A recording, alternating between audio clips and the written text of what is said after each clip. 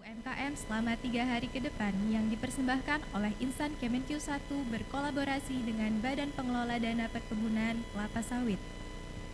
Hadirin yang berbahagia, agar acara kita pada hari ini dapat berjalan baik dan lancar, marilah kita berdoa sesuai dengan kepercayaan dan keyakinan masing-masing. Berdoa dimulai. Berdoa selesai. Hadirin yang kami hormati, selanjutnya kita akan sama-sama mendengarkan kata sambutan dari Ibu Cide Widiati selaku Kepala Bidang Pembinaan Pelaksanaan Anggaran 2. Untuk itu kami mengundang Ibu Cide Widiati untuk menyampaikan kata sambutannya. Kepada Ibu Cide kami silakan.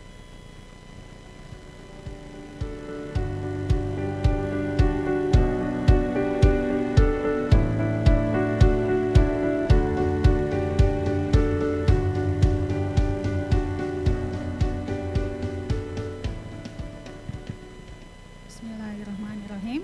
Assalamualaikum warahmatullahi wabarakatuh. Izinkan saya menyampaikan pesan yang tadinya akan dibuka oleh Bapak Kepala Kanwil yang saat ini sedang ada agenda yang beliau harus hadiri. Jadi saya mewakili Bapak Kepala Kanwil DJPB Provinsi Banten selaku Kepala Perwakilan Kementerian Keuangan Provinsi Lampung. Yang terhormat Koordinator Komite Litbang BPDPKS dan Ketua Umum Asosiasi Inventor Indonesia AII Bapak Didi Hajar Gunadi yang kami hormati. Yang kami hormati Guru Besar Unila dan Ekonom Senior Indef Bapak Bustanil Arifin yang saat ini bergabung di Zoom.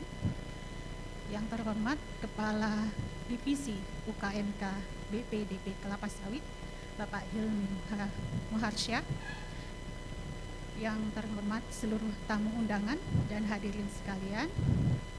Yang terhormat staf ahli Hubungan Internasional Kementerian Perdagangan Ibu Insinyur Arlinda. Selamat datang Bu.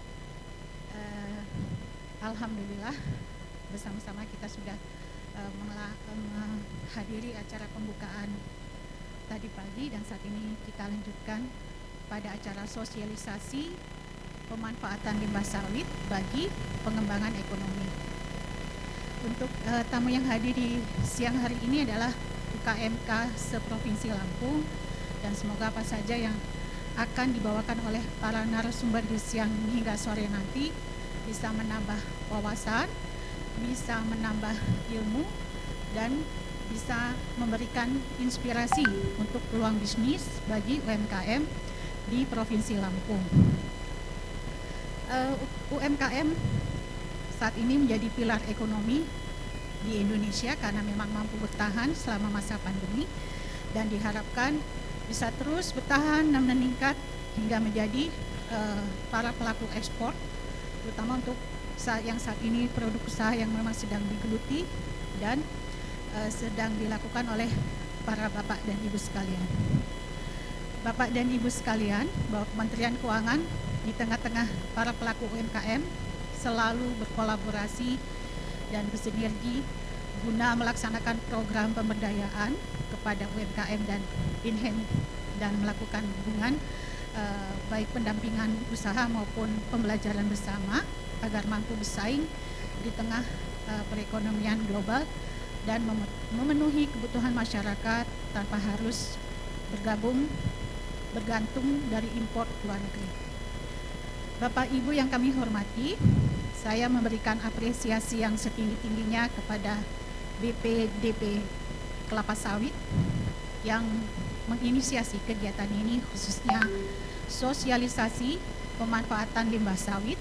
Semoga ini merupakan langkah inovatif dalam memanfaatkan limbah sawit menjadi nilai lebih bagi perekonomian, khususnya bagi pelaku UMKM di Provinsi Lampung. Untuk mempersingkat waktu, marilah sama-sama kita mendengarkan sosialisasi dari para narasumber yang kompeten dan sangat ahli di bidangnya pada acara pemanfaatan limbah sawit bagi pengembangan ekonomi. Kurang lebihnya kami mohon maaf, dan semoga kita semuanya bisa mendapatkan ilmu dan bisa mengimplementasikannya di usaha kita di masa-masa mendatang. Wabillahi taufiq wal hidayah. Wassalamualaikum warahmatullahi wabarakatuh.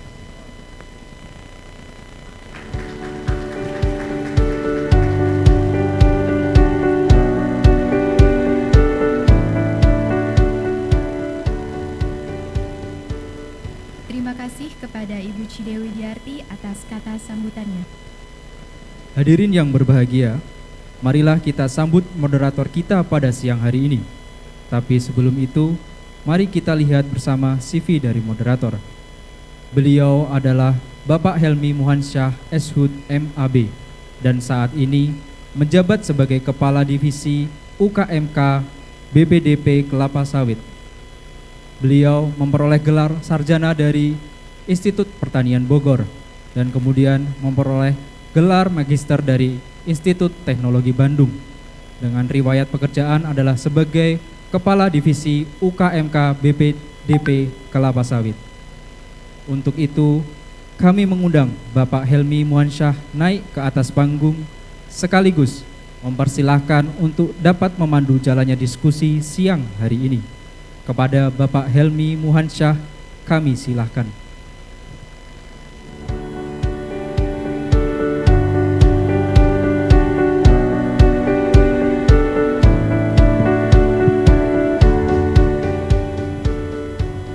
Baik, bismillahirrahmanirrahim. Assalamualaikum warahmatullahi wabarakatuh. Masih semangat? Semangat ya.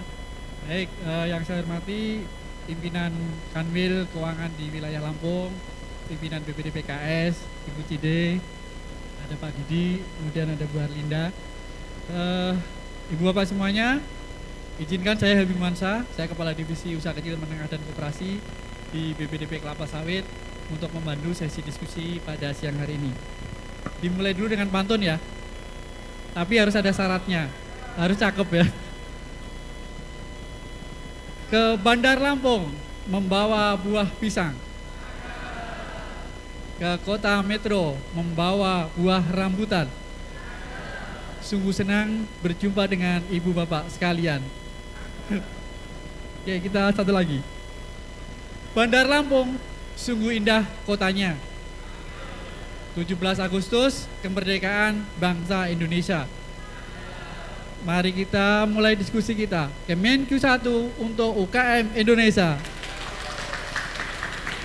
Baik, ibu-ibu dan bapak-bapak semuanya, kemarin seminggu yang lalu kami BPD PKS kolaborasi dengan Bea Cukai, kemudian dengan IAIN Langsa di wilayah Aceh bagian timur.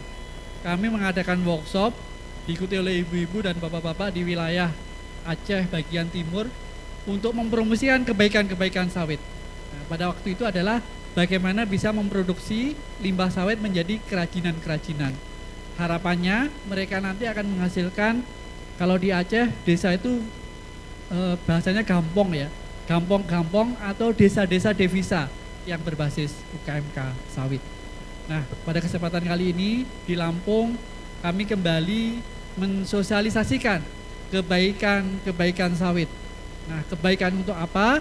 Kebaikan tentunya adalah bagaimana nanti sawit dari sisi produksinya, dari sisi baik hilir maupun turunannya bisa dimanfaatkan oleh ibu-ibu dan bapak-bapak semuanya yang merupakan pelaku-pelaku UKM. Peluang-peluang apa saja nanti yang bisa kita manfaatkan dari sawit?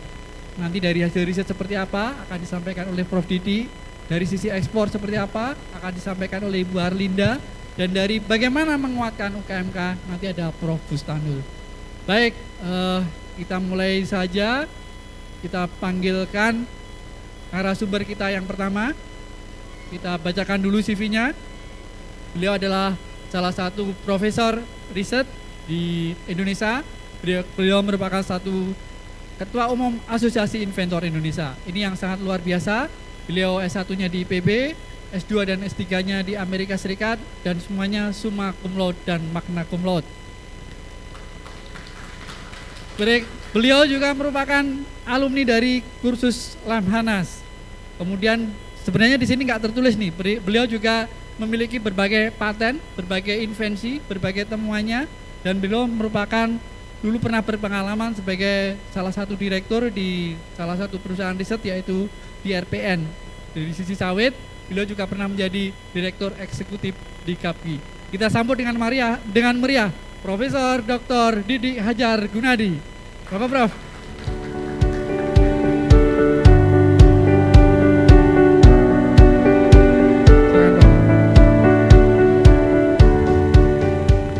Selanjutnya ini merupakan satu Sri Kandi ini ya. Beliau sangat berpengalaman di dalam ekspor, maka nanti Bapak Ibu semuanya silakan bertanya, kira-kira UKM kalau pengen pameran ke luar negeri gimana Bu caranya? Beliau merupakan staf ahli hubungan internasional di Kementerian Perdagangan. Terus kemudian beliau juga dulunya merupakan Dirjen Pengembangan Ekspor Nasional, S1-nya di PB juga. Terus kemudian beliau juga S2 di Amerika. Terus kemudian beliau juga merupakan di Lembaga Pengembangan Ekspor Indonesia sebagai eksekutif direktur ya Bu, semacam komisaris ya Bu ya, semacam komisaris di LPI, dan beliau juga merupakan dewas di Badan Pengelola Dana Perkebunan Kelapa Sawit. Kita sambut dengan meriah Ibu Insinyur Arlinda MA.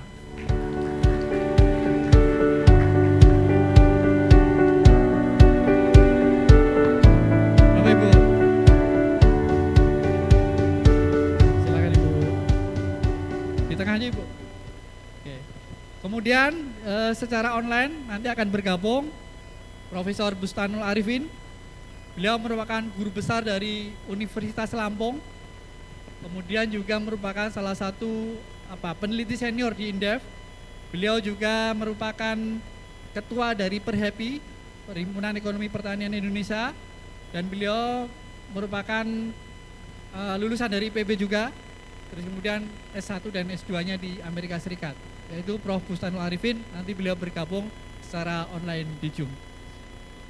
Baik, Ibu Bapak semuanya, supaya tidak memperpanjang waktu, kita mulai saja diskusi kita. Nanti dimulai dengan Prof. Didi ya Prof. Prof. Didi, nanti terus Ibu Arlinda, terus kemudian nanti di Prof. Bustanul. Kami persilakan kepada Prof. Didi, waktu dan tempat, monggo kami persilakan.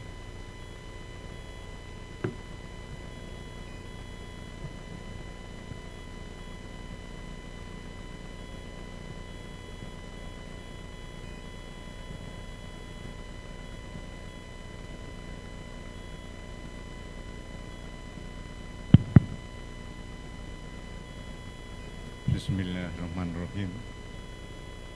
Assalamualaikum warahmatullahi wabarakatuh.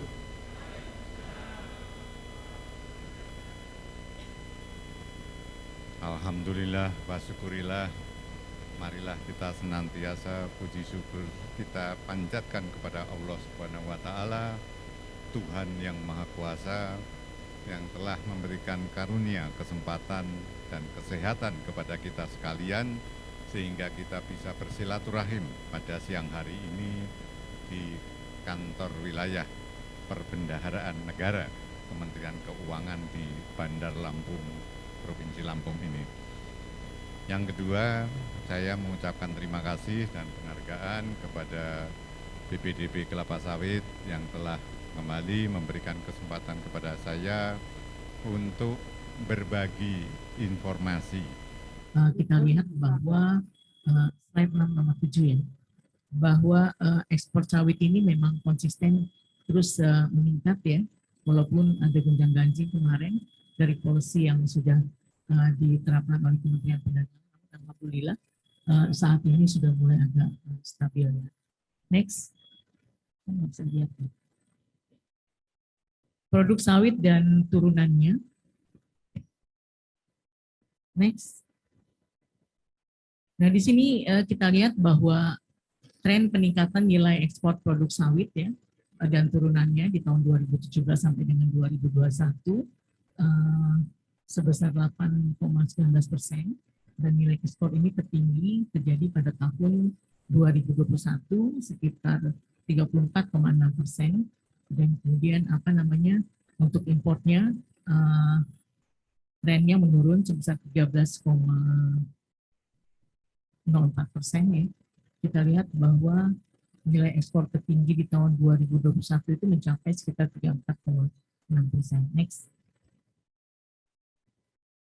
Negara tujuan ekspor produk sawit dan turunannya, memang paling banyak itu kita ekspor Pak ke China, kemudian India, Pakistan, Amerika, Belanda, Bangladesh, Spanyol, Mesir, dan Italia. Walaupun kita sebenarnya teman-teman di negara Eropa itu selalu mengjudge ya, memberikan negatif kampanye terhadap produk-produk sawit kita, ternyata mereka juga butuh sawit kita. Tadi apa yang dikatakan oleh Pak Didi bahwa kalau misalkan di sana itu kalau bikin roti ya Pak ya, croissant itu, walaupun mereka bilang mereka nggak mau sawit free palm oil, tetapi ternyata mereka menggunakan produk kita untuk produksi rotinya mereka. Jadi kalaupun misalkan mereka ingin memban ya, rasanya kok nggak mungkin gitu ya. Next. Kontribusi sawit terhadap ekspor kita berikutnya itu cukup besar ya. Next. Mana sih operatornya? Oke. Di situ kita lihat bahwa di tahun nilai ekspor non migas Indonesia periode Januari sampai Agustus itu sebesar 183 miliar US dollar. Namun di dalamnya itu ada sekitar 25,18 miliar US dollar atau sekitar 13% itu adalah peran daripada kelapa sawit. Jadi Indonesia sekarang kita produksi pertama ya Pak ya, setelah Malaysia ya. Kita memberikan kontribusi yang cukup besar produk sawit ini terhadap peningkatan ekspor. Next. Kebijakan ekspor sawit untuk kali ini ya, saat ini artinya memang dari Januari sampai dengan Juni ya. Di sini saya bawa ahlinya nih, anak muda ya, Pak Jalu. Beliau sekarang di Direktorat Ekspor Hasil Pertanian dan Kehutanan. Nanti kalau mau detail mengenai bagaimana kebijakan perdagangan di bidang kelapa sawit ini khususnya yang terkait dengan minyak goreng bisa hubungi beliau ya. Tapi kalau teman-teman di sini orientasinya masih di dalam, mungkin kita bisa bicara bahwa bagaimana caranya bisa memasarkan produk-produk tersebut di dalam negeri. Berikutnya, pemanfaatan limbah sawit untuk ekonomi kreatif. Nah, di sini tadi Pak Didi banyak banget itu cerita mengenai hasil yang bisa dimanfaatkan dari tandan kosong sawit ya Pak ya. Dan itu juga udah dilakukan riset oleh beliau. Saya agak surprise juga Pak, ternyata banyak sekali gitu ya, yang mungkin saat ini memang dia belum berorientasi ekspor, karena itu kan dari hasil riset Bapak, ternyata peluang itu ada dan cukup besar gitu ya. Jadi kalau yang selama ini ada yang saya ketahui itu adalah dari ini Pak, dari minyak jelantah itu bisa dibikin semacam lilin aromaterapi Pak, dari used cooking oil ya. Ini cukup laku Pak kalau dari pengamatan kami. Karena apa? Hampir cuma dari negara-negara yang mungkin yang bukan, mereka bisa menggunakan itu untuk dupa juga bisa ya. Apinya itu kan cukup lama tuh kalau misalnya dia ini, atau mungkin ruangan bisa wangi itu pakai ini. Nah, mungkin ini peluang ekspor yang cukup baik yang bisa kita tingkatkan. Namun dari kerajinan dari lidi tadi Pak ini juga bilang produksi kerajinan tangan dari lidi banyak sekali untuk kelapa sawit ini mungkin bisa dijadikan salah satu upaya bagaimana kita bisa mendorong para UKM ini bisa melakukan kegiatan ekspor untuk komoditi ini. Walaupun sebenarnya captive market kita di dalam negeri juga cukup besar sih untuk produk ini, tetapi dia juga bisa diekspor. Berikutnya. Ini beberapa pemanfaatan cangkang sawit ya, yang tadi salah satunya juga disebutkan. Tapi kalau cangkang sawit ini biasanya untuk biomas ya Pak ya. Dan ini luar biasa nih permintaannya ya. Yang saya tahu tuh sebenarnya kalau Jepang tuh mereka butuh sekali gitu ya cangkang sawitnya. Makanya kan di BPDPKS kan dia dikenakan pajak ekspor juga ya Pak ya. Tapi sekarang ini dengan keadaan kemarin harganya itu cukup rendah di tingkat petani. Tapi Kementerian Perdagangan dalam hal ini sebagai pemerintah berusaha agar cangkang itu bisa Kalau untuk ekspor tuh harganya bisa di atas 2.000 ya, 2.000 rupiah per tandan ya, TBS-nya. Next. Nah, peluang ekspor limbah sawit ya. Kita lihat bahwa untuk produk-produk untuk PKS production itu jauh melebihi daripada volume ekspornya, di mana memang untuk ekspornya itu sekitar 2,08 compare daripada produksi PKS itu sendiri ya, sekitar 11,3. Kemudian ekspor presentasinya kira-kira 18,4%. Next. Permasalahan. Nah ini Pak Helmi, cangkang kan berarti diekspor ya. Ya. Sekarang ini demand-nya kan cukup banyak di luar ya. Mungkin upaya kita gimana caranya gitu ya, supaya ekspor cangkang ini juga bisa dilakukan. Artinya pandan buah segar. Jadi artinya dia tidak hanya diolah untuk menjadi minyak sawit dan sebagainya, tetapi juga dia bisa dipergunakan untuk menjadi biomas. Ini permintaan Jepang terhadap komoditi ini cukup banyak. Berikutnya, next, solusi dan saran rekomendasi. Nah, untuk mengoptimalkan ekspor cangkang kelapa sawit ini, kiranya kita perlu, saya nggak tahu istilahnya menambahkan harga referensi ya, Mas Jula ya, untuk produk padatan sawit sebagai hasil perhitungan tarif biaya keluar dan levy lainnya dari semula mengikuti harga referensi CPO menjadi berbasis harga indeks biomas global yang efektif cepat. Dan kita juga menginginkan kiranya bisa mendorong ekspor cangkang kernel sawit ini yang bersertifikasi yang sustainable ya. Terus pemetaannya perlu kita lakukan untuk menjamin kontinuitas daripada suplai bahan baku ini, termasuk dari pola rantai pasoknya. Nah, kebijakan pungutan ekspor dan biaya keluar saat ini diusulkan tuh berlaku nggak sekarang, Mas? Enggak ya, Mas ya? Cangkang sekarang. Jadi sampai kapan nih stop untuk apa? Sampai Desember. Jadi kalau sampai Desember tidak dikenakan levy ya atau pungutan, berarti BPD PKS nggak punya uang masuk ya. Jadi tapi kan itu ada batasannya ya Pak ya. Kalau misalnya harganya berapa gitu ya per metrik ton 750 kalau nggak salah ya, berarti bisa dikenakan lagi. Mungkin untuk menenangkan aja kali Pak sekarang tidak dikenakan dulu. Yang penting sekarang bagaimana kita reborn ya dengan case yang kemarin terjadi di Januari sampai Juni. Kita berharap bahwa ekspor sawit ini bisa tetap kita laksanakan, bahkan di peraturan Permendak nomor 50-nya lebih fleksibel ya untuk melakukannya. Nah Bapak Ibu sekalian, saya lebih suka nanti kita diskusi ya. Kita diskusi mungkin berdasarkan pengalaman saya selama ini ya, mungkin Bapak Ibu ingin melakukan kegiatan ekspor, tapi nggak tahu cara ekspor seperti apa. Kadang-kadang kalau kita bicara ekspor tuh simple untuk diungkapkan, tetapi pada saat pelaksanaannya lebih sulit gitu ya. Jadi kan di sini ada teman-teman dari Kementerian Keuangan, ada bea cukai juga ya, ada pajaknya. Mungkin kita bisa kolaborasi nih dalam hal ini Kemendak, pajak, terus kemudian bea cukai. Karena biasanya kalau untuk barang-barang yang diatur atau dilarang ya, atau dilartas lah ya, diatur, dilarang, diawasi yang bebas ya, itu ada kriterianya gitu ya kan? Bapak dari mana ya Pak? Bapak dari Kementerian Keuangan ya? Oh dari perbendaharaan. Oh berarti bohirnya BPD PKS dong ya? Mesti hormat tuh. Kalau nggak keluar loh uangnya BPD PKS.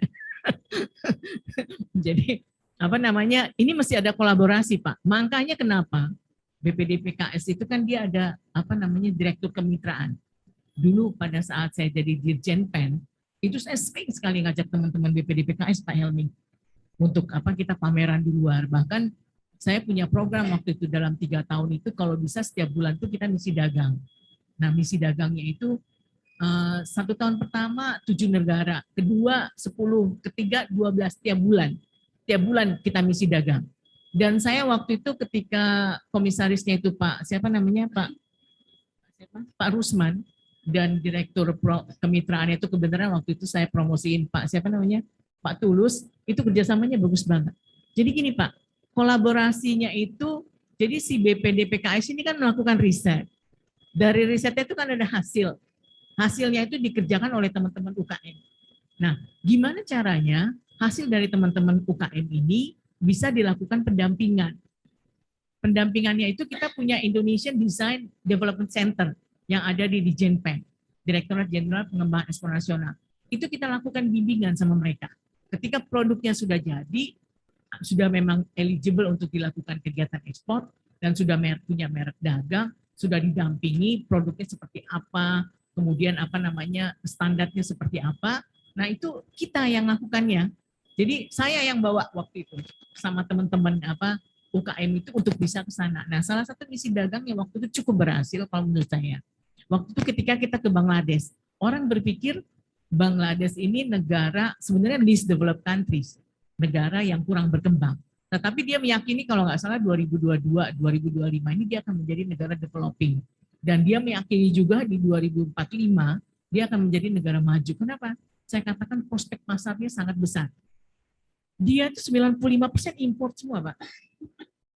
Jadi waktu itu saya misi dagang bawa untuk bus. Itu dibeli semua tuh, sama mereka. 1.000 bus. Satu bus itu harganya bisa 1 sampai 1,5 miliar. Kenapa? Karena memang dia sedang membangun industrinya, sedang membangun infrastrukturnya, dan dia nggak punya resource gitu. Jadi gimana dia mau dapat resource itu? Ya dari dia import dari negara lain. Nah, makanya kita kan ekspor kita dengan Bangladesh kan kita surplusnya cukup besar. Penduduknya hampir lebih dari 60 juta ya. Saya pikir ini pasar yang sangat bagus dan dia nggak neko-neko persyaratannya. Nah makanya teman-teman yang dari UKM yang mau melakukan kegiatan ekspor, pasarnya mungkin nggak usah yang muluk-muluk kayak ke Eropa gitu kan, berat gitu kalau ke Eropa. Atau mungkin ke Amerika. Kalau produknya sudah established bolehlah gitu ya, karena dulu saya pernah jadi mantan atas perdagangan di Washington DC. Sebenarnya gampang juga untuk melakukan hal itu. Yang penting kualitasnya memenuhi syarat, standarnya oke, kontinuitasnya ada, produksinya itu benar-benar bisa dijamin bahwa dia tetap keberlangsungan, itu biasanya gampang untuk masuk. Nah, yang paling gampang itu masuk ke pasar-pasar yang ada di negara-negara Asia Selatan. Asia Selatan itu ada India, ada Bangladesh, ada Sri Lanka ya, ada Pakistan, atau ke negara Timur Tengah. Di sana ada UAE, ada ada Arab Saudi, ada Kuwait juga, ada Qatar juga gitu ya, atau ke Amerika Latin atau Afrika yang sebenarnya terdiri dari lebih dari 50 negara, tetapi dia punya potensi yang sangat luar biasa dan standarnya hampir mirip sama kita. Jadi kalau misalkan mau coba-coba gitu ya, boleh. Tapi kalau untuk ke negara Mesir misalnya, itu hanya 2 komoditi yang tarifnya 0, kopi dan sawit. Ya. Kalau ke Bangladesh juga begitu. Bangladesh itu juga sawit kita banyak dibeli sama mereka, dan bahkan salah satu perusahaan kita, 1 atau 2, salah 3 ada kali ya, yang mereka bangun industri di situ. Industri minyak gorengnya itu dari kita, yang produksi kita. Jadi kita ekspor ke sana CPO, teman-teman di sana, perusahaan tersebut saya lupa, kayaknya Sinapasti. Jadi dia bangun di situ, kemudian dia produksi. Itu bagus banget yang namanya kita invest di luar negeri, tapi resource-nya dari kita. Nah, di Afrika juga begitu. Di Afrika ya, di Nigeria maupun di Afrika Selatan. Nigeria itu bahkan kita punya industri mie itu di sana. Indomie itu sudah dianggap mereka sebagai produksinya mereka, ya. Padahal, makanya Indofood itu mereka punya di Jeddah juga ada, dia punya di Afrika juga ada, dia punya juga di Nigeria. Jadi kalau misalkan orang bicara Indomie, kalau di Nigeria itu mereka menyangka itu produk mereka, ya. Padahal itu produk kita, ya. Benar. Jadi itu bentuknya Pak, segede-gede gini nih. Bungkusnya itu segede-gede gini. Beneran gede, rasanya enak banget. Ya. Jadi di situ ada, saya lupa siapa. Kalau nggak salah sama BPDPKS saya ke sana, sama Pak Rusman juga. Waktu itu ada Pak Daulat juga. Jadi peluang itu pasti ada, ya. Kalau misalkan Bapak Ibu semua sudah siap untuk melakukan kegiatan ekspor, nanti bisa menghubungi teman-teman di Dijenpen. Ya. Direktorat Jenderal Pengembangan Ekspor Nasional. Nanti bisa di PPI, tapi sekarang PPI udah masuk sekjen, Pak. Tapi bisa itu untuk dilakukan kolaborasi seperti itu. Makanya saya bilang dari BPDPKS sama Kemendak itu sebenarnya bukan saudara ya Pak ya, adik lah itu ya. Ya kan, maksudnya bagaimana caranya BPDPKS ini kan sebenarnya dia tuh BLU ya Pak ya. Harusnya mereka bisa bergerak itu lebih leluasa, tapi karena ada di bawahnya Bapak, jadi dia harus pakai itu tuh, pakai peraturan apa namanya APBN. Nah itu yang sebenarnya itu pelan-pelan harus dirubah ya. Jadi biarkanlah mereka tuh bergerak dengan lebih leluasa gitu kan ya, sehingga memang misi yang mereka lakukan itu bisa kita lakukan. Jadi Pak Helmi, saya di sini dulu stop. Nanti kalau ada diskusi yang bisa saya share kepada Bapak Ibu sekalian, saya welcome untuk bisa menerima itu ya. Jadi artinya kita diskusi aja biar apa yang menjadi tujuan daripada talk show pada siang hari ini bisa tercapai. Terima kasih. Assalamualaikum warahmatullahi wabarakatuh. Waalaikumsalam. Kita kasih aplaus buat Bu Arlinda. Baik, secara online telah bergabung Prof. Bustanul. Mungkin bisa disampaikan link atau videonya. Silakan.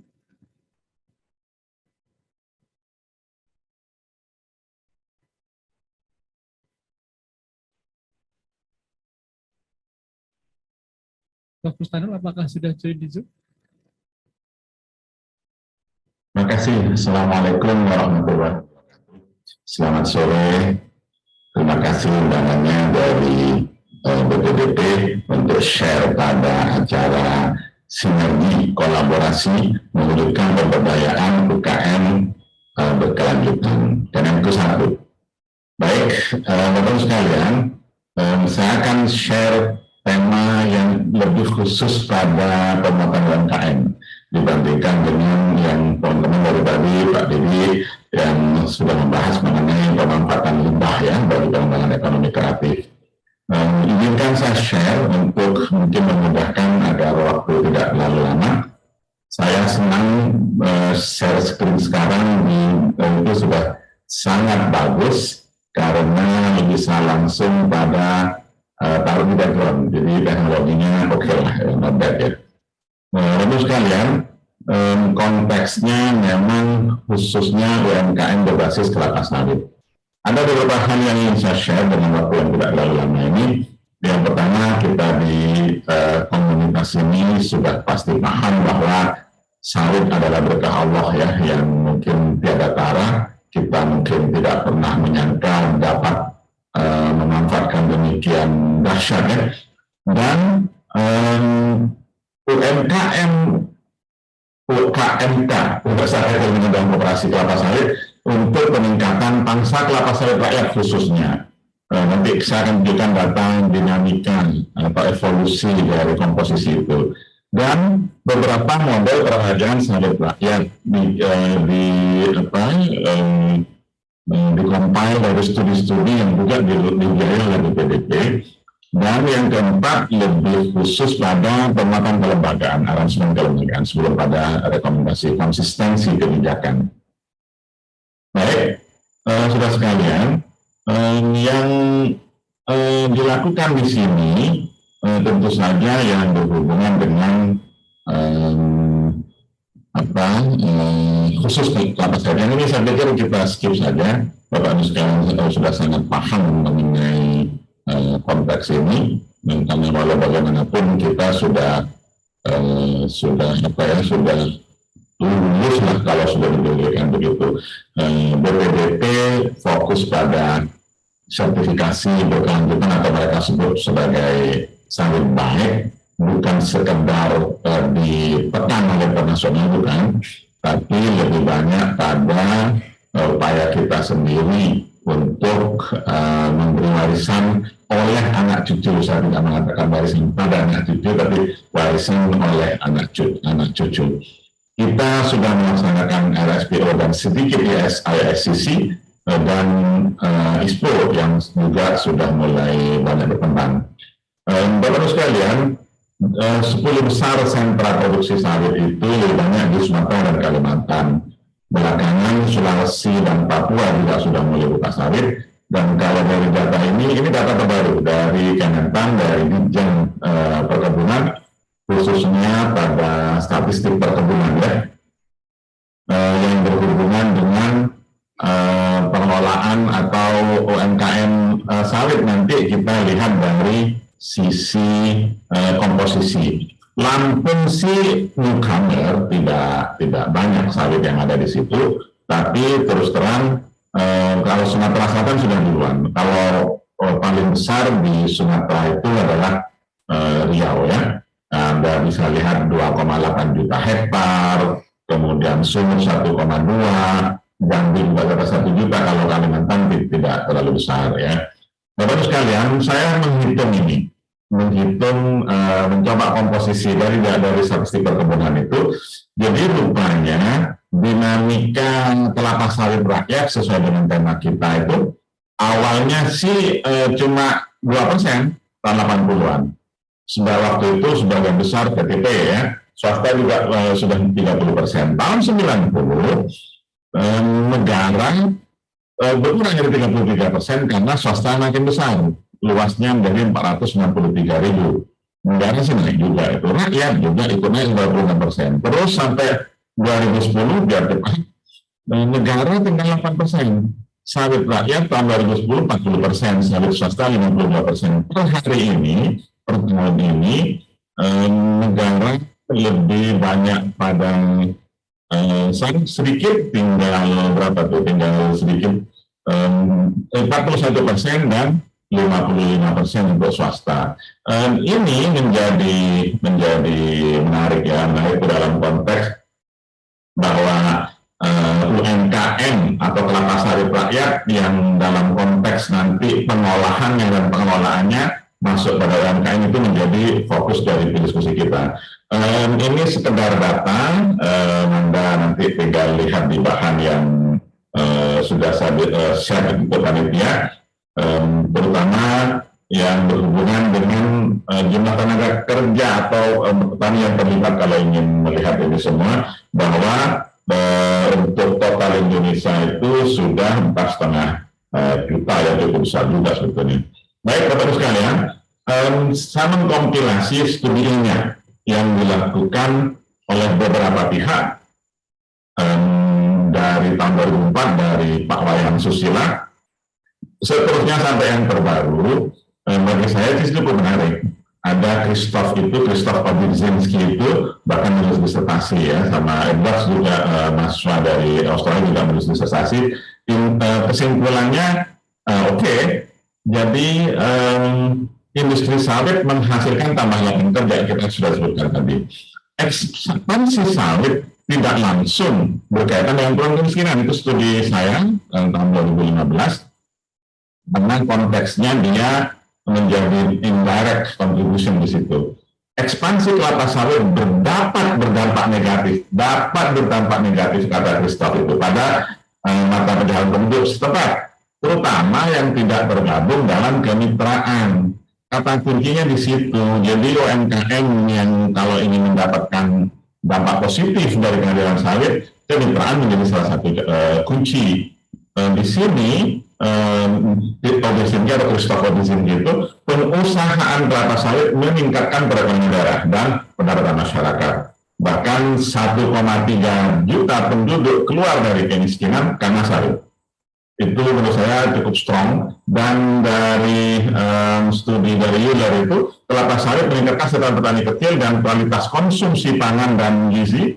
Petani cenderung memperluas lahan, memperarea, bukan intensifikasi. Jadi PR juga sih bagi kita untuk meningkatkan intensifikasi. Di Euler ini ada salah satu penulisnya Profesor Hermanto Siregar. Ya. Baik, kita teruskan. Bapak-Ibu sekalian, sawit baik atau sawit berkelanjutan perlu lebih inklusif dan komprehensif ya. Ini sekedar data. Saya tuliskan ini drama-drama yang kemarin sejak harga naik 2021, kemudian sangat tinggi dan semuanya diam, termasuk pelaku. pelaku yang kelapa sawit masuknya. Nah, dan itu karena atas minyak goreng ini sejak akhir 2021, lalu Januari menjadi heboh, kita paham minyak goreng naik, kemudian antri di mana-mana, sampai pemerintah melarang ekspor dan dampak dramanya lebih dramatis lagi. Saya pikir kita diskusi dari katanya. Baik, teruskan. Akan segera data terbaru dapat dari laporan-laporan pemerintah, memang tidak dipublish di luar, tapi saya kutip dari bahan-bahan yang ada di dokumen kebijakan, terus juga saya bantu pemerintahan ya. Per 25 Agustus realisasi PSR Permajaan Sawit Rakyat sangat kecil, dan 5% itu 5,5% itu menurut saya kecil, gitu. Dan dana yang disalurkan baru 303 miliar. Kalau ada data baru diedit, dan kalau total dari 2017 sampai 2022 sudah hampir 7 triliun sudah disalurkan dan mencapai 258. Kalau mau analisisnya sudah cukup banyak dilakukan. Saya menulis sebulan yang lalu, mungkin kira-kira ketika harga tinggi, petani yang melakukan permajaan itu sudah dibujuk macam-macam ya, tapi memang ada persoalan yang diidentifikasi dari lapangan itu, intervensi aparat penegak hukum sering menghambat proses penyelesaian masalah perkebunan, termasuk proses pengusulan permajaan sawit rakyat itu. Kalau saya boleh usul, kami boleh usul ya, pembentukan tim teknis PSR perlu melibatkan beliau-beliau itu, mereka kepala penegak hukum, supaya tidak menyalahkan, bisa tahu proses dari awal. Dan usul saya yang kedua, kalau bisa alokasi pendanaan PSR untuk tahun depan P0 dan tahun tunggu ya, mungkin perlu ditambah.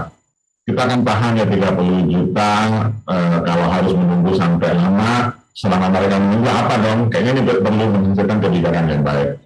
Baik, satu lagi, ada 5 model yang kami ekstrak dari beberapa studi yang dilakukan teman-teman beberapa universitas, IPB, Bengkulu, apalagi USU, Lampung. Setidaknya ada 5 model PSR yang kalau NES ini mohon diartikan sebagai nucleus estate smallholder, jadi inti rakyat ya. Model 1 itu Avalis dan NES lalu dibiayai oleh BPDP. Avalis sharing itu dibiayai oleh BPDP. Nanti ada ini off-taker biasa, model 3, model 4 Avalis peer tapi dia sendiri, kemudian off-taker dia sendiri. Kira-kira gitu. Dan manajemennya kita bisa lihat di sini, replanting itu full by company, full by farmers or farmers group. Sampai TBM, tanaman belum menghasilkan, tanaman menghasilkan. Jadi nanti pelajari dengan baik, dan ada catatannya sudah saya tuliskan di situ, hasil sintesis dari beberapa studi yang kira-kira aplikasi. Dan karena kita sedang berbicara UMKM, bagaimana nanti teman-teman di sawit rakyat ini, baik yang mandiri maupun yang MES maupun yang bermitra dengan perusahaan besar, mampu memanfaatkan sebaik-baiknya. Memang kata kuncinya bentuk kelompok, kemudian nanti bentuk koperasi. Ada bantuan sarana prasarana, Permentan 3, PSR juga pasti Permentan 3 juga gitu. Jika Anda mau detail membaca Permentan 3 itu, yang dibantu dengan sarpras itu ada benih, pupuk, pestisida, ada pasca panen, pembuatan dan rehab jalan kebun, jalan akses ke jalan umum dan pelabuhan, tata kelola air, alat transportasi, mesin pertanian, sampai pembentukan infrastruktur pasar dan verifikasi teknis jika Anda mau join sertifikasi ISPO. Menurut saya ini cukup generous juga ya. Ada syarat sih memang tidak sedang menerima PSR pada tahun yang bersangkutan. Kalau tahun lalu sih mungkin kayaknya masih boleh. Salah satu syaratnya adalah rekontak ya, rekomendasi teknis dari dinas tempat. Teman-teman stakeholder sawit saya pikir penting untuk paham ini. PP 5 sebagai penjabaran dari Undang-Undang Cipta Kerja Di situ intinya ini bisa berlaku umum, bukan hanya sawit di UKM sawit, layanan perizinan berusaha dan pengaturan proses bisnis perizinan berusaha dalam satu sistem perizinan secara elektronik, mana seperti itu di BP5 itu. Kita harus lebih efektif karena pengawasan menjadi terstruktur rapi dan NIB, nomor induk berusaha, sebagai entitas pelaku. Nanti di situ ada klasifikasi usaha, klasifikasi risiko maksud saya, rendah, menengah tinggi, dan tinggi. Kegiatan usaha dengan risiko menengah tinggi, pelaku usaha wajib memiliki NIB dan izin usaha yang telah diverifikasi. Jadi memang ada teman-teman UKM yang memang tidak sabar untuk melakukan itu. Kalau bisa sih pemerintah dapat menurunkan PPh dan PPN mungkin keren juga gitu. Oke, saya ambil contoh kembali laporan yang Gubernur DKI mumpung kemarin Pak Anies baru lepas dari jabatan, selesai masa jabatan di Gubernur. Dengan relaksasi perizinan di DKI, izin usaha menengah kecil naik 750%. Karena awalnya sejak COVID, relaksasi perizinan usaha mungkin ini penting bagi teman-teman UKM di Lampung. Bagaimana caranya teman-teman provinsi mampu melakukan relaksasi ini. Lihat data ini bagi saya luar biasa ini. Dari 28.000 izin usaha menengah kecil sampai meningkat menjadi 261.000. Satu lagi contoh aturan penting. Selain PP5 ada PP7. Jadi PP7 itu kemudahan, perlindungan, dan pemberdayaan UKM, usaha kecil menengah dan kooperasinya. Kami ekstrak sangat banyak sebetulnya. Ini pengembangan koperasi syariah, perlindungan bagi koperasi, perizinan usaha, fasilitasi sertifikasi standar atau izin, bantuan hukum, basis data tunggal, khususnya di pasal 55, yang sekarang teman-teman bekerja keras untuk mensinkronkannya, mengkonkretkannya, hak kekayaan intelektual, kredit program, pengadaan barang dan jasa, pengadaan stoknya, sampai terakhir masalah tulisan DHK untuk pengembangan koperasi usaha mikro kecil. Ini bagi saya kesempatan yang berharga bagi teman-teman pelaku UKM di Lampung untuk memanfaatkan PP7 ini. Mungkin bagaimana nanti teman-teman di birokrasi memfollow up ya. Bapak-Ibu sekalian, masih satu contoh UKM di DKI. Di Jakarta itu ada Jakpreneur, ya, Jakarta Pengembangan Entrepreneurship. Mudah-mudahan di Lampung lebih konkret dalam seperti Jakpreneur ini. Kira-kira UMKM berdaya, saya kadang nulis UKM, UMKM itu mikro kecil menengah. Kalau UKMK usaha kecil menengah dan kooperasi ya.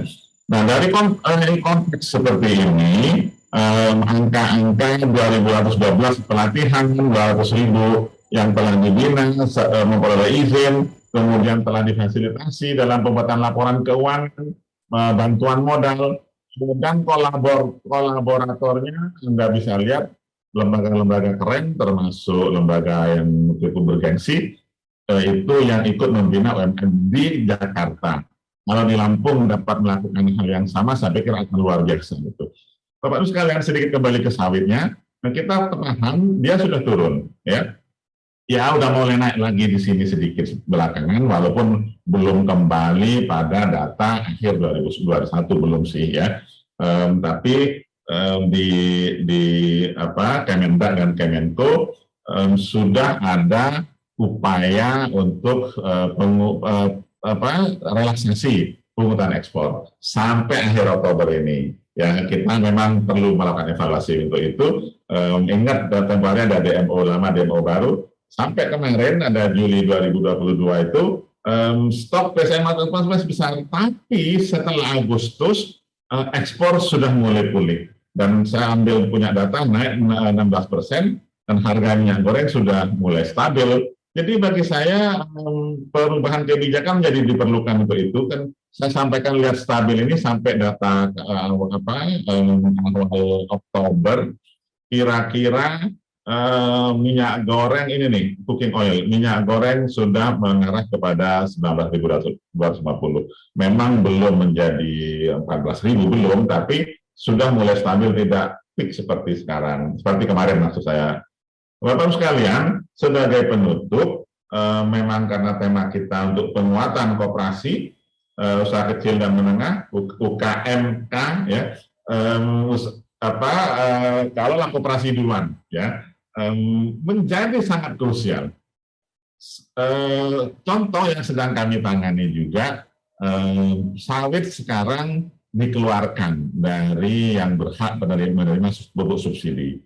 Nah, oleh karena itu pemanfaatkan tadi bantuan sarana prasarana menjadi amat sangat penting, karena Permentan 10/2022 sudah mengubah, ya, sudah mengubah komoditas yang dapat, dan salah satunya tidak termasuk sawit, tapi di perkebunan itu masih ada kopi, kakao, tebu, dan seterusnya, ya.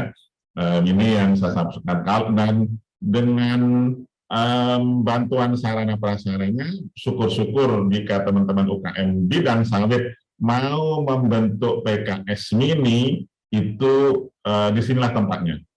Tinggal minta sama Pak Zahid itu ajukan nanti, tapi dengan dinas, ya, dengan dinas kabupaten, kemudian provinsi, mungkin cukup kabupaten. Dan konteksnya adalah desainnya harus lebih komprehensif.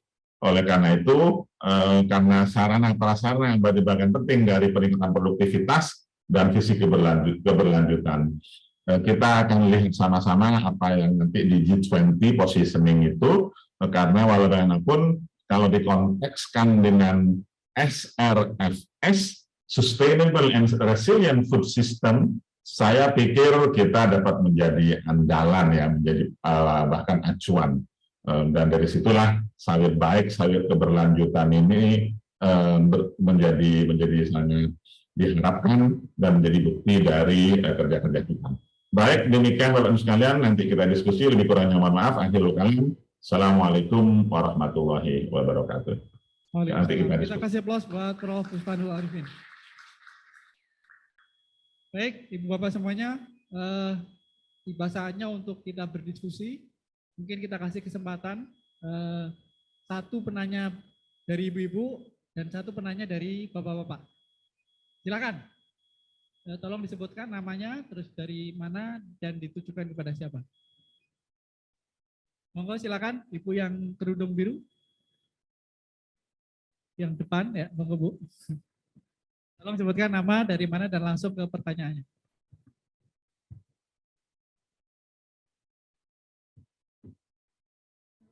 Warahmatullahi wabarakatuh. Nama saya Tri Indah Noviana dari Galeri Om Cinta. Kita ada di booth Dirjen Pajak, Pak. Jadi dari penyampaian Bapak Didik tadi sangat menarik perhatian saya. Alhamdulillah sekali dari Kemenku 1 ada kegiatan seminar seperti ini.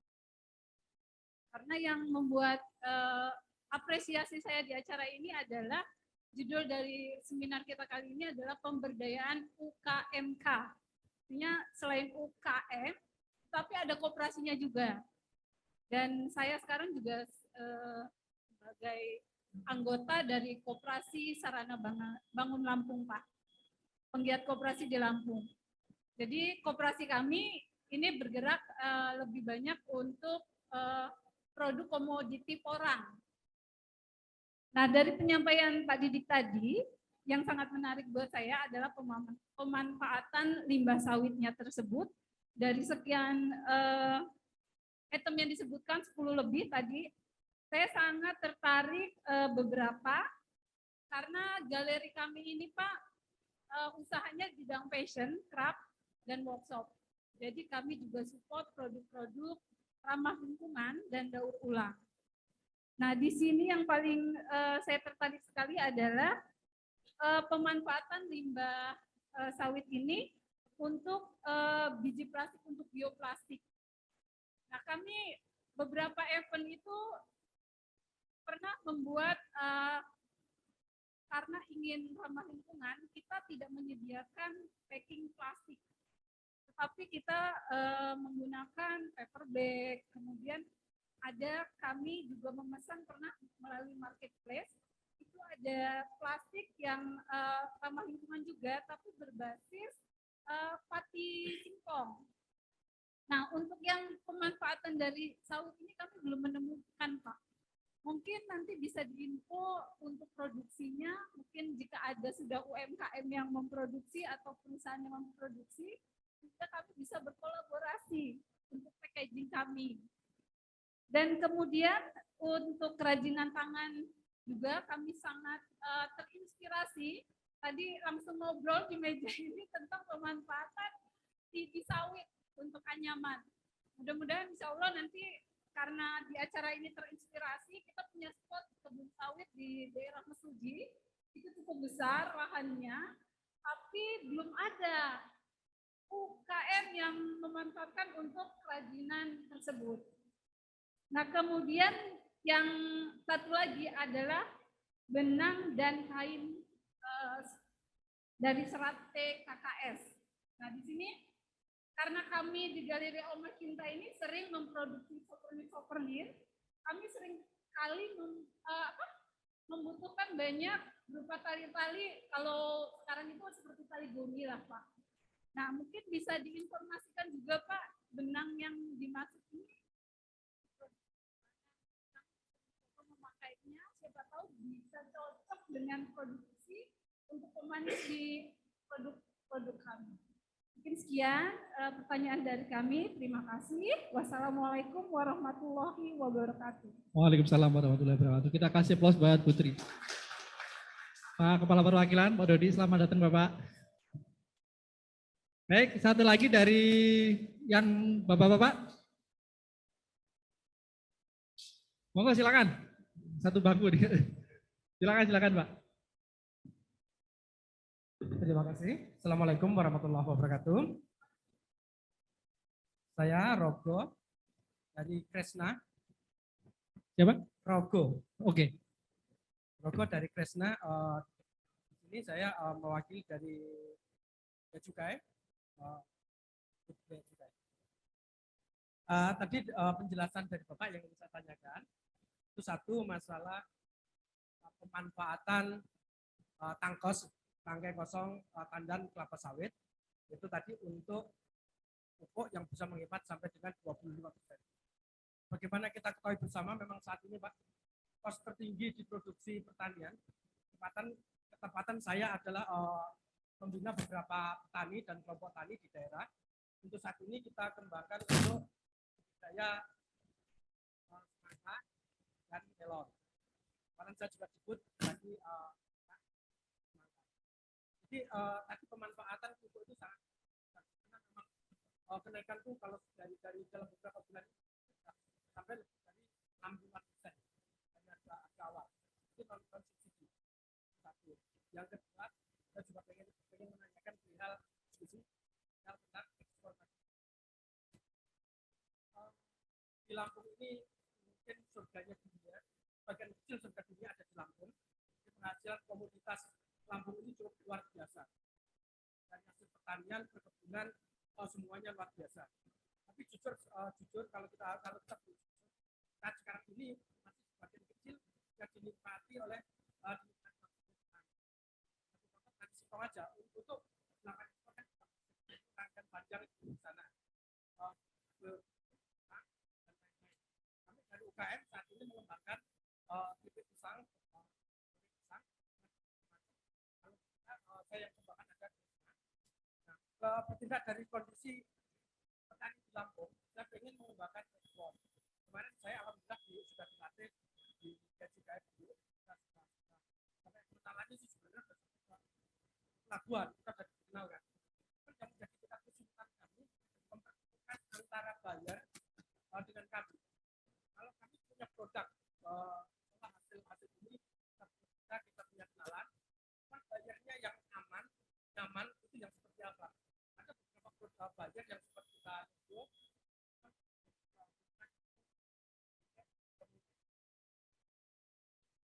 Demikian mungkin yang saya tanyakan 2 item pupuk dan kegiatan ekspor impor. Terima kasih. Assalamualaikum warahmatullahi wabarakatuh. Waalaikumsalam. Kita kasih aplaus buat Pak Rogo. Baik, Ibu Bapak semuanya ada 2 pertanyaan nanti buat Pak Didi, kemudian yang satu juga buat Bu Arlinda. Yang pertama dari Putri, Pak. Beliau memiliki galeri dan kebetulan juga ada tampil di depan ya, ada di booth juga, ada boothnya ada di sini juga. Nah, beliau terkait dengan tadi Pak, bioplastik yang packaging seperti apa, terus kemudian yang kedua lidi sawit, bagaimana nanti bisa dikembangkan di mesuji, terus kemudian juga benang, ya, terkait benang sawit, terus kemudian yang Pak Rogo tadi terkait dengan pupuk, bagaimana dengan tangkos pupuk. Nah, kalau untuk Bu Arlinda terkait dengan ekspor, bagaimana untuk menemukan buyer yang baik. Monggo silakan Pak Didi dulu. Ibu Tri terkait dengan bioplastik yang digunakan untuk packaging, Mbak. Nah, kira-kira udah ada produknya atau seperti apa? Ya. Yang pertama packaging yang dari bioplastik, perkembangannya seperti apa yang mungkin nanti bisa dikolaborasikan dengan produk beliau.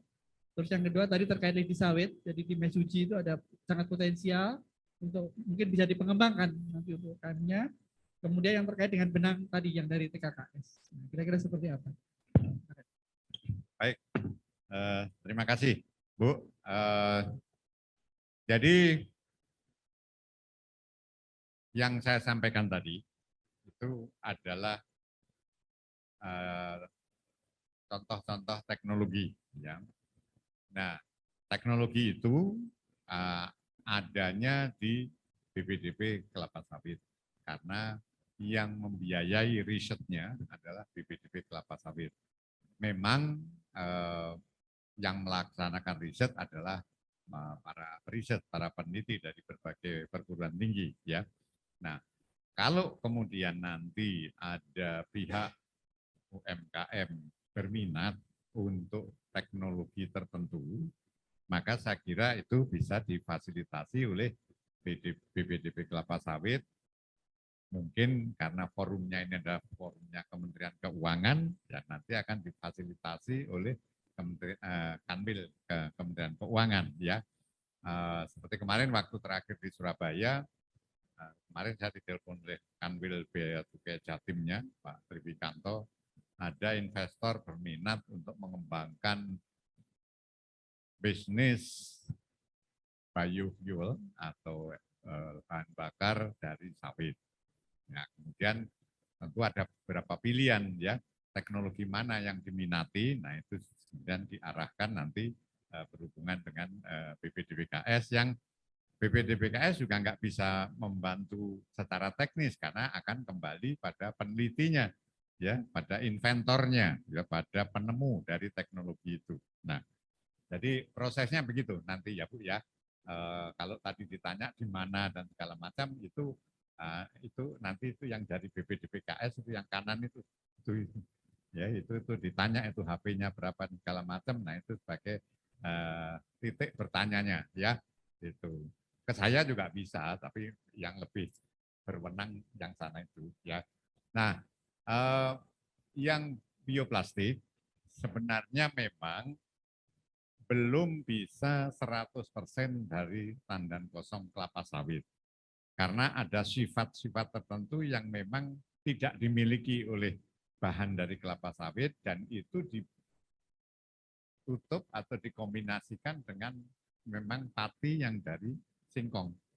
Gitu. Jadi ada campuran singkongnya, pati dari singkongnya, dan kemudian yang dari kelapa sawit. Nah, tujuannya tentu pemikirannya itu di satu sisi kita punya bahan berlimpah di kelapa sawit, di sisi lain kita punya singkong yang mungkin banyak sekali kegunaan yang lainnya, sehingga kalau bisa disubstitusi sebagian dengan yang dari tandan kelapa sawit tadi, maka itu akan membantu, ya, kegiatan industri itu tidak hanya tergantung pada satu bahan baku dari singkong saja, gitu. Nah, yang merakit itu kebetulan ada di kantor saya di Bogor, ya, inventornya itu, sehingga teknologinya juga siap, gitu. Nanti kalau memang ada yang berminat bisa ditindaklanjuti untuk bagaimana untuk pemanfaatan teknologinya. Yang kedua mengenai lidi tadi, ya, lidi itu memang kelihatannya sederhana, ya, seperti barang tidak berharga, tetapi di tangan yang terampil, ya, maka itu bisa diciptakan sebuah ornamen, sebuah hiasan yang sangat unik dan estetis. Dan itu, ya, mungkin nanti Bu Alinda bisa bercerita bagaimana persepsi masyarakat internasional itu yang umumnya sudah males mengerjakan sendiri, hal-hal yang kecil-kecil gitu semuanya diserahkan ke mesin, itu menilainya sangat tinggi. Ya, nilai seninya dianggap tinggi. Nah, itu biasanya berkompensasi nanti pada harganya gitu. Ya. Nah, jadi kalau memang belum ada yang masuk ke dalam usaha itu, nah silakan Bu, ya, menjadi pionir, ya. Jadi jangan kita menunggu yang lain. Kita itu memang punya satu karakter, ya, yang selalu saya sampaikan gitu, ya. Kita itu mentalitasnya mentalitas penguin, ya. Tahu penguin, ya, Bapak Ibu, ya, penguin tahu, ya. Penguin itu kalau mau nyebrang selat dari satu pulau es ke pulau es yang lain, itu mesti dorong-dorongan dulu. Nanti kalau ada yang kecemplung, mati, yang lainnya balik. Tapi kalau ada yang kecemplung hidup, semuanya ikut nyemplung. Nah itu, ya, jangan menjadi follower, ya, jangan menjadi follower, jadilah pionir. Jadi kalau memang belum ada, itu peluang untuk masuk ke sana sangat besar, ya. Dan kelihatannya sederhana, ya. Dan saya kira itu sangat penting karena akan melibatkan pemberdayaan wanita di perkebunan juga. Karena biasanya yang rajin mengumpulkan lidi itu kan mesti, maaf ibu-ibu, ya, tapi maksudnya itu karena kebiasaan bersih-bersih gitu, ya. Itu kemudian lidinya terbawa, nah kemudian sangat rapi gitu mengerjakannya. Nah, jadi silakan, dan kalau yang seperti kerajinan lidi, Bu, itu mungkin perlu kolaborasi juga dengan SMK, ya, Sekolah Menengah Kejuruan, yang memang khusus untuk kegiatan-kegiatan membuat hiasan seperti itu, ya. Atau mungkin sekolah seni, mungkin nggak tahu di Unila ada apa enggak, ya, jurusan itu, tapi bisa dengan itu. Untuk maksudnya untuk motifnya, Pak, ya, motifnya yang up to date, yang kemudian disukai dengan selera potensi pasar internasional, ya. Misalnya apakah bentuk lampionnya, kemudian bentuk lampu-lampu yang ada di meja dan segala macam, atau tempat tisu, ya, dan seterusnya gitu. Nah, kemudian yang tadi yang ketiga dengan benang. benang. Nah, ya, itu dihasilkan oleh periset dari IPB dari Bogor. Yang utama adalah tandan kosong kelapa sawit itu harus dicuci, kemudian harus dipisahkan seratnya dengan bahan-bahan yang lain yang ada di dalamnya, kemudian dikeringkan. Maka dapat serat yang kering. Nah, serat kering itu dipintal. Ya, dipintal, Bu. Nah, itu, ya, mereka juga nggak bisa kerja sendiri. Dia kerjasama dengan Balai Tekstil di Bandung untuk alat pemintalnya itu. Nah, nanti kalau memang berminat bisa difasilitasi oleh BPDPKS. Inventornya bisa kita datangkan misalnya untuk presentasi di depan beberapa koperasi yang berminat, ya, untuk bisa mengenal lebih jauh secara teknis bagaimana cara memintal serat-serat tadi menjadi benang. Kemudian yang sekarang masih dalam pengerjaan yang saya katakan tadi untuk viscose rayon. Viscose rayon itu untuk kain. Jadi tidak hanya untuk yang tali-tali tadi, tapi untuk dipinta menjadi ya kayak baju gini nih, ya, biasa gitu. Jadi nggak bisa dibedakan nanti antara kapas dari memang kapas dengan yang viscose rayon yang dari tandan kosong kelapa sawit. Saya kira itu, ya, Bu, ya, untuk 3, ya. Nah, untuk Bapak tadi yang mengenai pupuk, ya, Pak. Sebenarnya kalau untuk pupuk yang tradisional, tandan kosong kelapa sawit umumnya itu sudah dibuat sebagai bahan baku kompos, ya. Nah, hanya saja teknologi yang ada sekarang itu memungkinkan kompos itu dibuat dalam waktu yang singkat, 2-3 minggu, bukan 3-6 bulan lagi, tapi 2-3 minggu dengan adanya tambahan bahan yang mempercepat pelapukannya. Adanya mikroba, ada bakteri, jamur ditambahkan ke sana, yang kemudian itu mempercepat dekomposisi dari bahan organik. Pengalaman pribadi saya, kalau itu dilakukan dengan benar, pupuk organik dari tandan kosong kelapa sawit itu bisa menghemat pupuk 50% malah. Bukan hanya 25, 50% itu bisa.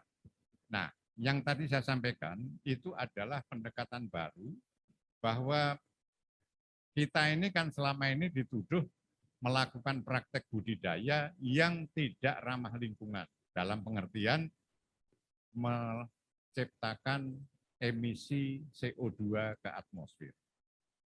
Kalau bahan organik, terutama yang masih mentah ataupun yang sudah kompos, itu dimasukkan ke dalam tanah, maka dia akan mengalami dekomposisi. Dekomposisi bahan organik itu hanya dua hasilnya. Satu air, yang satu CO2, Pak. Nah ini, yang kerok ini, CO2-nya yang ke udara ini yang menciptakan pemanasan global. Maka ada pendekatan baru, kita harus masukkan karbon, karena intinya kita mau memasukkan karbon ke tanah, supaya bahan organiknya itu tetap tinggi. Jangan menggunakan yang masih bisa dilapukkan atau didekomposisikan. Tapi pakailah bahan karbon yang dalam tanda petik abadi, ribuan tahun tidak akan hilang, tidak akan jadi CO2 ke atmosfer. Itu yang disebut dengan biochar. Ya, biochar itu kalau Bapak Ibu mungkin sehari-hari mengenalnya sebagai kayak arang, ya. Arang itu nama kerennya itu biochar, gitu ya. Nah, tapi ini bukan arang sembarangan. Kalau arang yang Bapak Ibu kenal itu diproses dengan pembakaran, tapi ada oksigen. Kalau yang ini, biochar ini adalah karbon yang diproduksi dari pembakaran tanpa oksigen. Kan? Bedanya, kalau dengan oksigen, bahan organik dibakar, itu ada abunya, Pak. Tapi kalau pembakaran tanpa oksigen, tidak ada abunya. Jadi karbonnya semuanya murni karbon itu. Nah, itulah yang disebut dengan biochar karbon abadi. Kalau itu dimasukkan ke dalam tanah, ribuan tahun tetap berada di tanah, tidak akan menguap ke udara atau dikonversi menjadi CO2 yang hilang ke atmosfer. Itu menjadi satu pendekatan baru dengan produk-produk yang seperti itu. Nah, tandan kosong kelapa sawit atau pelepah atau apapun termasuk meja ini kalau kayu ya, itu bisa diproses seperti itu dengan alat yang namanya pirolisator. Pirolisator karena prosesnya pirolisis. Nah, itu ada di teman di Bandung yang membuat alat itu. Ya, itu alatnya bisa dibuat sederhana juga ya untuk menghasilkan itu. Nah, itulah yang menyuburkan tanah karena karbonnya itu tetap tinggal di tanah gitu, Pak. Dari apa yang saya kembangkan itu bisa menghemat pupuk 25% gitu. Nah, memang itu, Pak. Tapi kalau kembali pada pilihannya terserah perhitungan ekonominya. Kalau memang dengan membuat kompos yang benar tadi lebih ekonomis, ya silakan pakai itu. Tapi kalau memang ingin yang seperti ini, nah ini juga bisa, teknologinya juga tersedia untuk bisa dikembangkan secara skala UKM. Karena begitu ya Pak ya. Terima kasih. Langsung ke Bu Arlinda yang terkait dengan ekspor, Bu.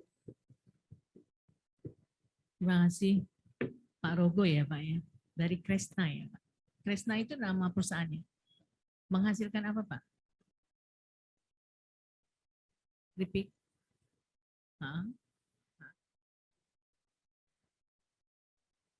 Oh, buah-buahan. Oke. Gini. Kalau kita ekspor itu memang nggak gampang ya, Pak ya. Jadi artinya gini. Biasanya mereka yang sudah punya komoditi yang sudah memenuhi standar ya, kualitasnya maupun kuantitasnya maupun kontinuitas daripada barang tersebut. Kalau kita lihat produk yang dihasilkan itu seperti apa? Tadi Bapak tanya gimana sih nyamannya cari buyer, susah ya Pak ya? Cari buyer itu susah, benar. Cari buyer itu susah karena nggak semua kita nggak bisa kenal langsung orang yang bersangkutan. Kita perlu mediator daripada orang yang akan kita melakukan perdagangan dengan mereka. Saya punya saran begini. Kementerian Perdagangan itu punya 45 perwakilan perdagangan di luar negeri yang dikenal dengan Atase Perdagangan dan Indonesia Trade Promotion Center. Mungkin itu yang bisa kita jadikan media untuk sebagai link penghubung kepada buyer-buyer di sana. Contohnya misalkan, saya sih sebenarnya kalau UMKM saya nggak sarankan Bapak bekerja sendiri, ya. Sebaiknya memang melakukan kegiatan ekspor itu melalui agregator. Agregator itu adalah kumpulan daripada produk-produk UMKM, tapi yang dilakukan oleh orang yang yang berpengalaman dan memang dia bisa mencari pasar. Tapi mungkin sistem kepercayaan yang harus kita jaga di sini. Tadi kalau Bapak katakan, saya menyarankan menggunakan link daripada perwakilan kita di luar. Nanti Bapak bisa menghubungi teman-teman di Kementerian Perdagangan. Kita punya Direktorat Jenderal Pengembangan Ekspor Nasional. Itu kita bisa menghubungkan dengan Atase dan ITPC kita. Nah, mungkin untuk cara yang paling simpel, setiap tahun itu kita punya pameran yang namanya Trade Expo Indonesia.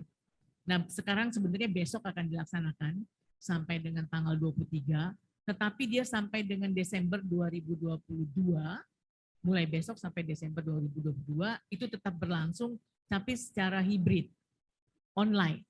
Bapak bisa memasarkan produk-produk Bapak melalui online tersebut, ya. Nanti saya kasih linknya.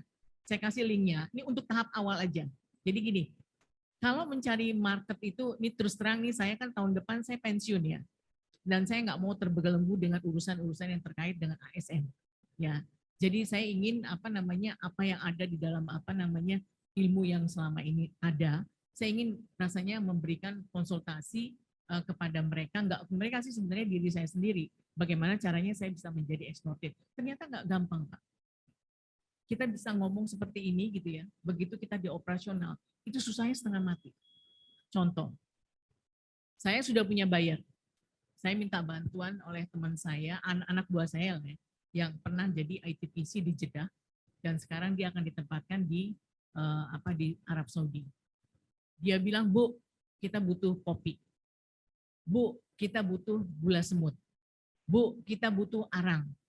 Bu, kita butuh produk-produk misalkan kayu tripex. Saya carikan, Pak.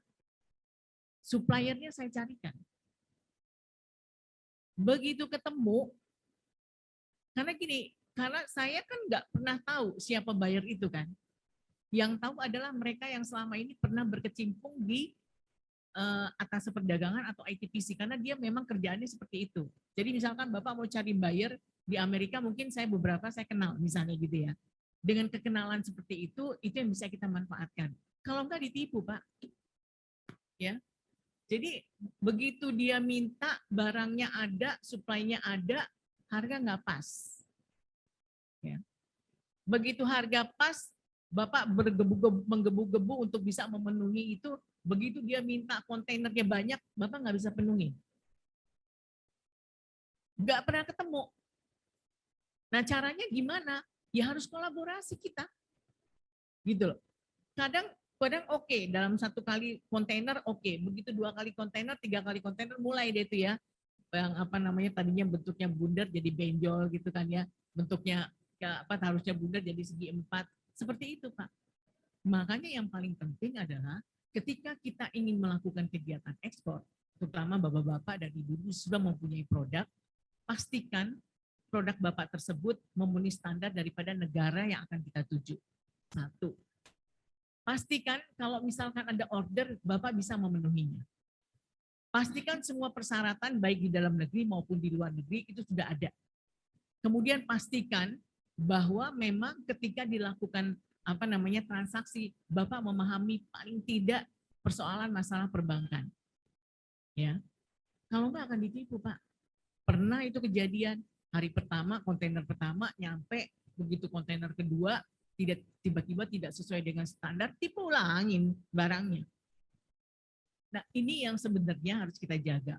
Nah, saya tadi bilang berkali-kali, Untuk Bapak Ibu yang baru memulai kegiatan ekspor, coba hubungi teman kami di Dijen PEN. Dulu saya jadi Dijen di situ. Kita punya yang namanya Pusat Pelatihan Ekspor Indonesia. Itu Bapak akan didampingi, kalau bisa sih sebenarnya dari Kanwil di mana namanya di Lampung, bisa ajukan kepada teman-teman di PPI, kami minta mendaftarkan sekian pelaku usaha kita untuk dilakukan pendampingan. Pendampingan itu Pak bisa dilakukan 6 bulan, bisa setahun. Tapi itu continue sampai benar-benar produk tersebut memang benar-benar eligible untuk diekspor. Itu benar-benar, tapi memang Pemda harus ngeluarin duit lah.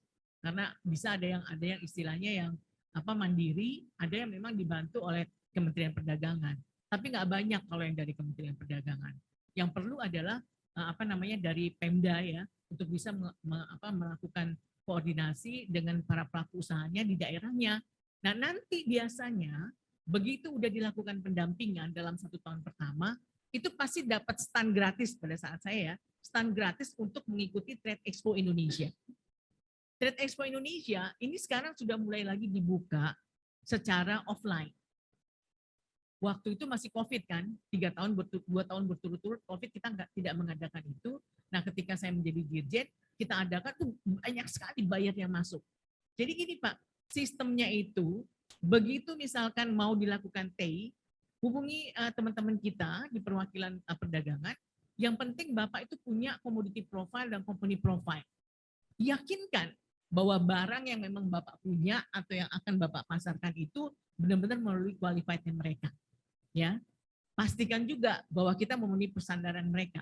Jadi artinya 6 bulan sebelum Trade Expo Bapak TikTok dulu lah gitu ya, lewat email segala macam, tawar-tawaran segala macam. Begitu TEI dibuka, Bapak tinggal ketemu si bayarnya. Ketemu dengan bayarnya, kemudian bilang sama teman-teman, saya mau Bapak mungkin dalam perjalanan TikTok tadi itu Bapak udah deal lah, nanti lihat produksi saya, lihat pabrik saya, nanti begitu Bapak datang nanti saya, yang penting udah ada tanda-tanda signing atau signal-signal bahwa dia memang mau membeli produk kita dan meyakini bahwa sampel itu juga sudah dikirim dengan baik, Bapak ajak aja ke perusahaan Bapak. Ini yang sekarang sedang saya lakukan. Jadi artinya nggak gampang benar. Kita yang sudah punya pengalaman banyak juga untuk melakukan itu nggak gampang. Yang penting tadi saya katakan untuk menjamin bahwa Bapak yakin si buyer itu adalah benar-benar buyer yang benar-benar tidak menipu Bapak, Bapak harus kenal orang lain di negara yang bersangkutan yang bisa mengkoneksi dengan si buyer tersebut. Nah, dengan cara begitu Bapak kan save ya. Contoh misalkan saya jadi atase perdagangan di Washington. Pak, saya bilang ini ada importir nih, mau ban nih gitu ya. Tapi bannya mereknya ini, standarnya ini, bla bla bla, Bapak bisa enggak gitu ya. Aku kenal sama si perusahaan itu. Kalau ada apa-apa kan tinggal gampang jitaknya kan. Kalau misalnya nggak kenal, lepas sudah semua gitu ya. Jadi saran saya adalah yang penting komunikasinya bisa dilakukan. Dan memang nggak gampang, Bapak pengen ekspor terus dalam right away gitu ya. Dalam sebulan, 2 bulan bisa melakukan itu, tapi semua itu dibina. Cari siapa yang harus kita lakukan hubungan dengan mereka ya. Ini saya punya sedikit video mengenai bahan tayangan terkait dengan ekspor ya. Mungkin memberikan gambaran kepada Bapak Ibu sekalian gimana sih gitu kan ya. Apa sih yang perlu disiapkan? Mas Jalu, susah bener namanya Jalu. Udah bisa? Nggak bisa dibuka? Oh, masa nggak bisa? Hah? Oh, di ini saya bisa, di HP saya bisa. Oh, bagus banget padahal. Ya sudah kalau begitu. Jadi, sama sekali nggak bisa. Maaf ya. Tadi saya sudah siapkan juga. Tadi saya sebenarnya begitu pas masuk saya tanya sama Pak Helmi, ini siapa nih audiensnya gitu kan ya. Kalau dari pemula saya punya juga ininya. Nanti saya share aja kali ya. Saya share ke Pak Helmi, nanti dilihat aja ya, dilihat ya. Saya share ke Pak Helmi, ada di halaman 12. Bahkan di situ tuh lengkap dengan caranya sampai ke siapa, harus ke siapa gitu kan ya. Begitu nanti LC itu dibuka, apa yang harus dilakukan dan sebagainya, itu ada di situ ya. Saya share aja nanti ke Pak Helmi ya kalau gitu. Terima kasih Pak Helmi. Terima kasih Pak Rinda. Jadi yang perlu kolaborasi itu bukan hanya Kemenlu satu ya, buat ekspor pun tadi disampaikan Mbak Linda perlu kolaborasi juga. Baik Bapak semuanya, sepertinya acara kita pada sore hari ini kita cukupkan karena setelah ini juga masih ada seminar pajak. Sebelum kita tutup, kita kasih kesempatan untuk closing pada masing-masing narasumber, pada Pak Didi, kemudian Mbak Linda dan nanti Prof.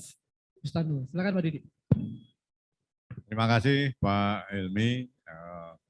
Bapak Ibu sekalian, saya kira tanpa terasa ya, sudah 2 jam kita berdiskusi dan mudah-mudahan tadi apa yang saya sampaikan itu bisa menggugah ya hasrat, minat Bapak Ibu sekalian untuk meningkatkan kegiatan usaha dari skala UMKM dengan berbasis pada kelapa sawit. Ya, mengapa kelapa sawit? Ya kebetulan ini yang punya hajat memang dari kelapa sawit ya. Dan kebetulan di Lampung juga banyak sekali areal perkebunan kelapa sawit, baik itu rakyat maupun swasta. Dan dengan demikian maka kelapa sawit itu tidak hanya bisa menghasilkan minyak goreng yang di pikiran ibu-ibu itu yang paling nancep kan minyak goreng gitu. Atau bahan bakar, nah itu di bapak-bapak itu biasanya biosolar itu yang nancep. Ternyata banyak sekali yang bisa diproduksi dari bahan yang berasal dari tanaman kelapa sawit. Jadi seperti kata Profesor Bustanul Arifin tadi, kelapa sawit itu memang berkah dari Allah Subhanahu wa Ta'ala. Khususnya untuk negara-negara tropis seperti kita. Jadi kalau Arab Saudi maupun Jazirah Timur Tengah itu mendapat anugerah kurma, kita mendapat keponakannya kurma. Ponakannya kurma itu kelapa sawit. Ya. Saudara kembali ya, karena sebenarnya kita ingin ya di teman-teman di bagian tanaman itu pengen punya TBS, punya tandan buah segarnya kelapa sawit itu kayak kurma, menjulur ke bawah, ya, bukan ngumpet di balik ketiaknya pelepah, ya. Tapi iya menjulur ke bawah ya kayak kurma itu. Kalau kurma kan menjulur ke bawah, dipotong tangkainya sudah dapat panen. Kalau kelapa sawit itu kan ngumpet. Jadi harus mengorbankan pelepah sebelum bisa memanen tandan buah segarnya kan gitu. Nah, itu impian kami ya di bidang tanaman untuk bisa seperti itu. Kemarin saya dapat informasi dari limbah bungkil inti sawit. Itu kalau ada pabrik palm kernel oil, kemudian bungkilnya kan umumnya dipakai paling untuk makanan ternak. Ya, yang umum itu babi dan juga unggas sekarang. Kemarin ada anak-anak mahasiswa dari Sumatera Utara mengubah bungkil itu menjadi kecap. Mengapa? Karena dalam bungkil itu proteinnya masih tinggi. Selama ini kita abaikan. Ya, kita selalu ke kedelai aja karena proteinnya yang tinggi memang. Tapi kalau kedelainya mahal dan harus import, apalagi yang diimpor itu transgenik, ya. Nah, ini ada bungkil yang nganggur daripada buat pakan ternak ya buat pakan manusia. Kira-kira begitu diubah menjadi kecap ya. Rasanya gimana? Baru lusa saya ketemu, saya icip-icip nanti. Tapi mestinya manis, katanya kecap manis kok. Masa kecap manis asin kan nggak mungkin ya gitu ya kira-kira. Nah, ada satu lagi yang terbaru tadi ya Pak, yang biochar tadi itu kan selain biochar itu menghasilkan gas sintetik. Gas sintetik itu untuk pembangkit listrik. Ya.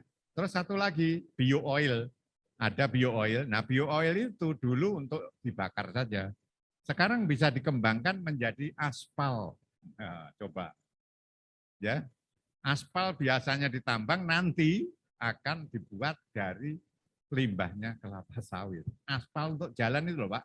Nah, kan sebelumnya kan nggak pernah terpikirkan, tapi inilah riset itu. Ya, dengan riset dihasilkan invensi, menghasilkan teknologi.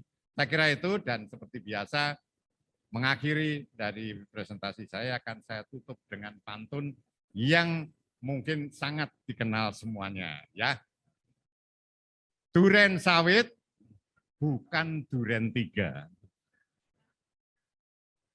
Yang sekarang lagi sidang ya. Dua-duanya di Jakarta Raya. Menanam sawit bukan bencana. Karena keduanya itu bisa membawa kita menjadi kaya. Terima kasih. Baik, terima kasih Prof. Didi. Bu Arinda, monggo Bu Arinda.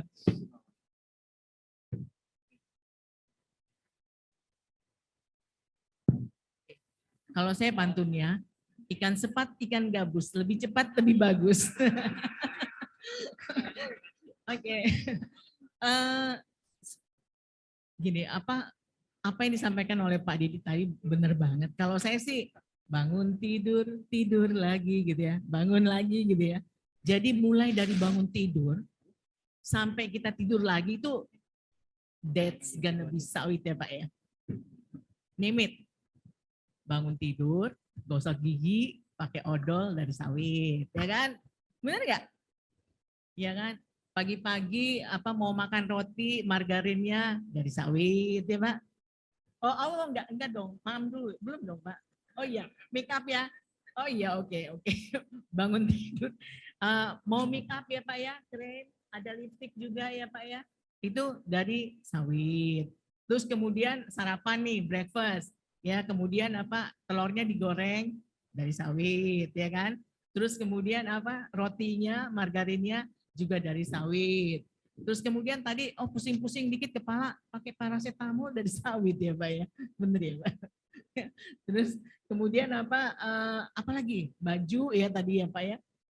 Ya kan, ke kantor? Iya, naik mobil pakai diesel Fortuner sawit. Jadi semua kegiatan itu kita memang menggunakan sawit. Jadi nggak perlu takut ya Pak ya. Kita mau di